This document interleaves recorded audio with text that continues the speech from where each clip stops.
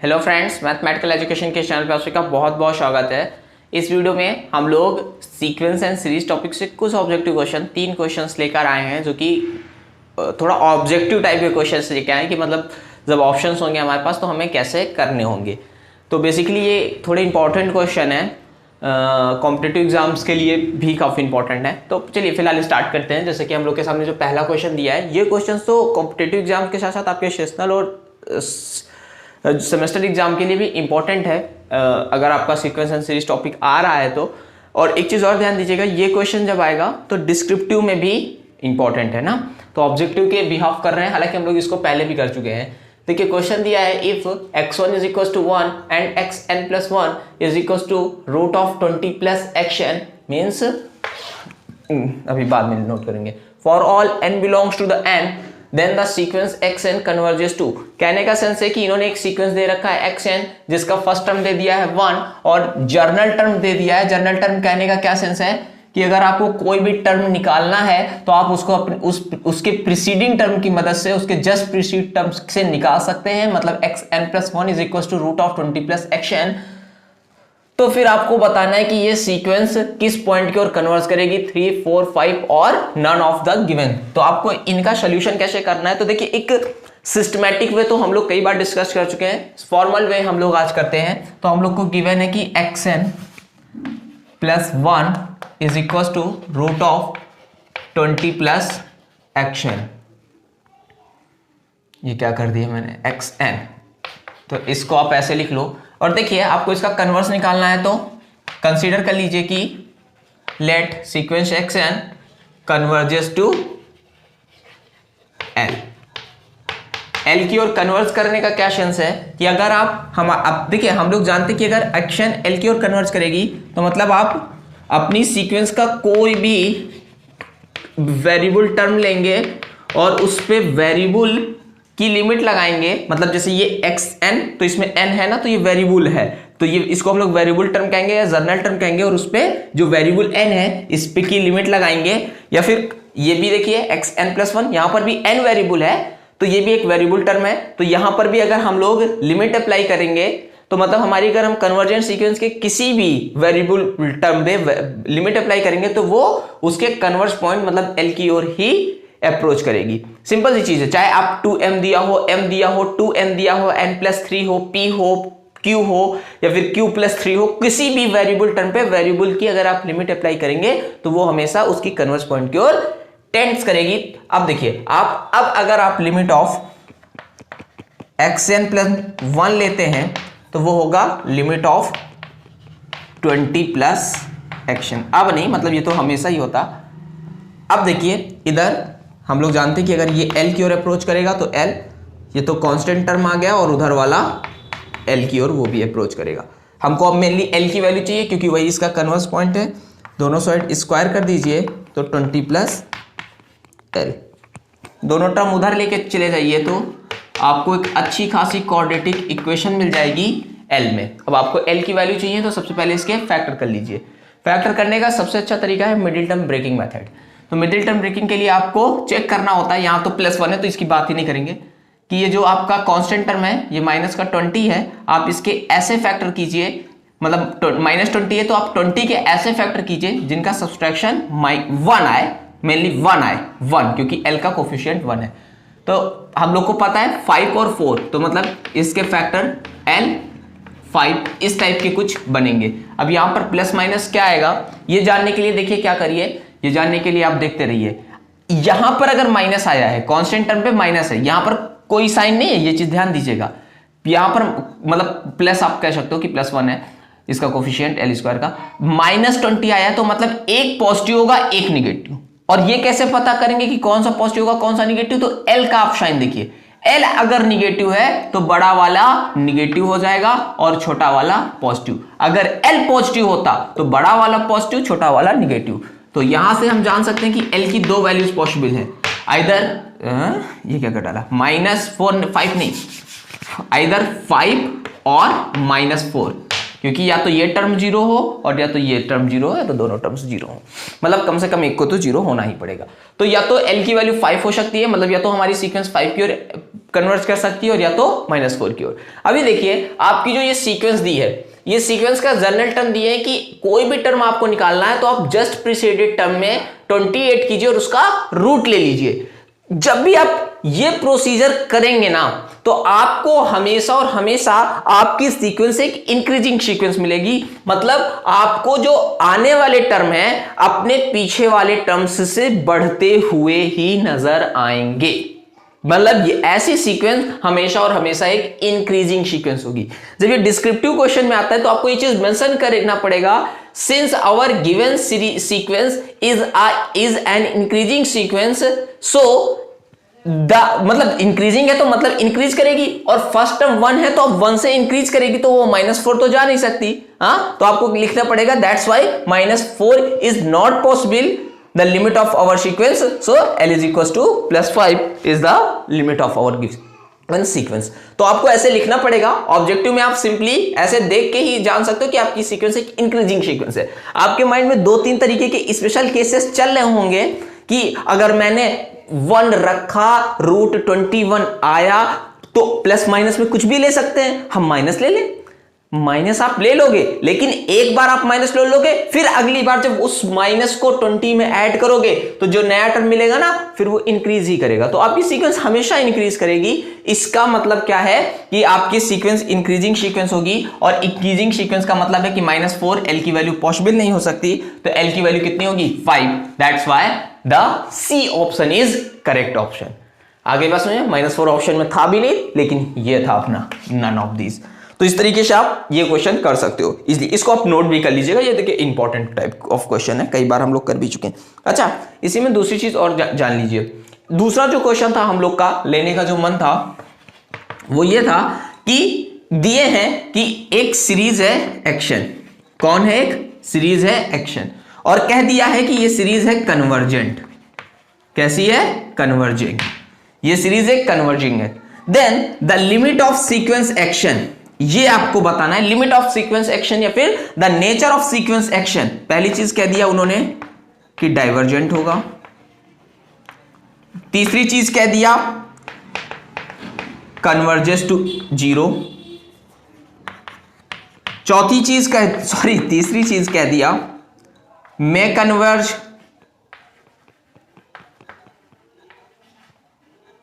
में डाइवर्ज, मतलब या तो कन्वर्ज भी हो सकता है, डाइवर्ज भी हो सकता है। 4 चीज कह दिया ऑसिलेटरी, या फिर कह दिया कि कांट से क्लियरली। आई बात समझ के, या फिर वी कांट या फिर given data is not enough for the result, मतलब रिजल्ट के लिए गिवन डेटा इनफ नहीं है। तो देखिए इसमें क्या होगा। इसमें देखिए पहले तो सीधी सी चीज बता देते हैं कि सेकंड ऑप्शन मतलब कन्वर्जेस टू 0 ट्रू है। क्यों?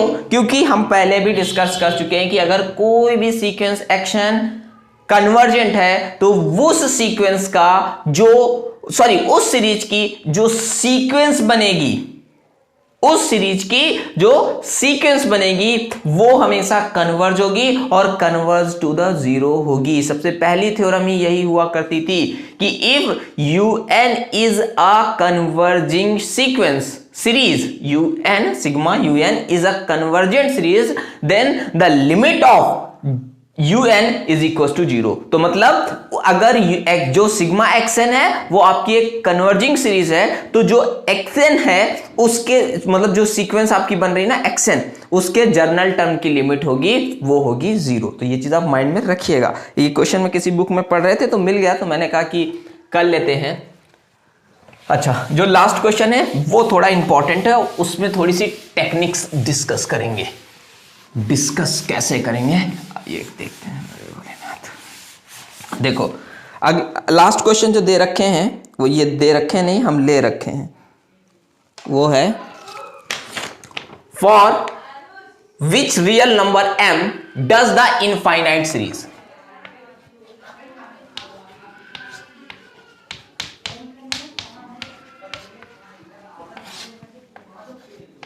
Is convergent. मतलब m की वो कौन सी वैल्यू होगी जिसके लिए आपकी ये दी गई सीरीज एक कन्वर्जेंट सीरीज होगी। वैल्यूज भी दे रखे हैं, मतलब ऑप्शन भी दे रखे हैं।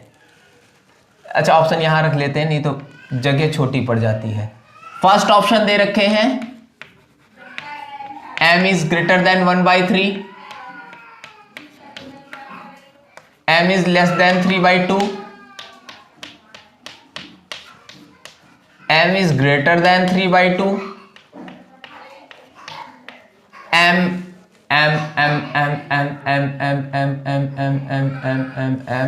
कुछ भी दे दें, कुछ भी ना दे दें, ऐसा दें जो मजा भी आए, ग्रेटर देन 1/2। अब इस सीक्वेंस के लिए आपको क्या करना है, इस सीक्वेंस में पहले आप चेक करें, या फिर एक option they they does not depend on m, मतलब m पे डिपेंड ही नहीं करता, इसका नेचर अपने आप कन्वर्ज हमेशा होगा, ऐसा कुछ भी हो जाए, मतलब for any value of m, या फिर for no value of m is possible for which, मैं कुछ भी दे दें, फर्जी में क्या बढ़ाना।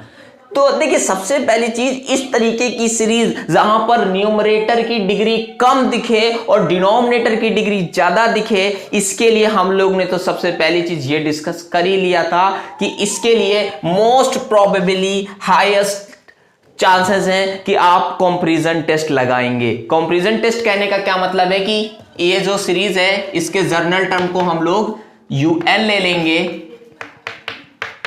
इस टाइप की सीरीज दिखे, साइन 1/n टाइप की दिखे, या फिर और किस टाइप की हुआ करती थी, √n+1 -√n टाइप की सीरीजेस हुआ करती थी, या -1 टाइप की। तो बहुत हम लोग ने डिस्कस किया था, तो आप वीडियो देख लीजिएगा।